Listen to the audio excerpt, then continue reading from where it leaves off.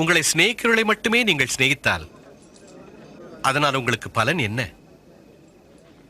பாவிகளும் தங்களை சிநேகிக்கிறவர்களே சிநேகிக்கிறார்களே. உங்களுக்கு நன்மை செய்கிறவர்களுக்கே நீங்கள் நன்மை செய்தால் உங்களுக்கு என்ன பலன்? பாவிகளும் அப்படி செய்கிறார்களே. அவர் அவளை எப்படி தொடலாம்? இவர் எப்படி அவளிடம் பேசலாம்?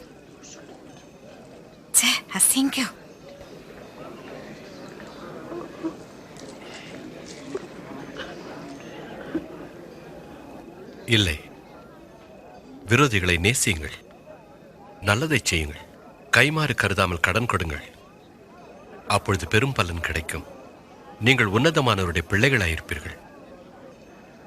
அவர் நன்றி மறந்தவர்க்கும் பொல்லாதவர்க்கும் நல்லவராக இருக்கிறார். நீங்களும் கூட பரமபிதாவைப் போல இரக்கமுள்ளவர்களாயிருங்கள்.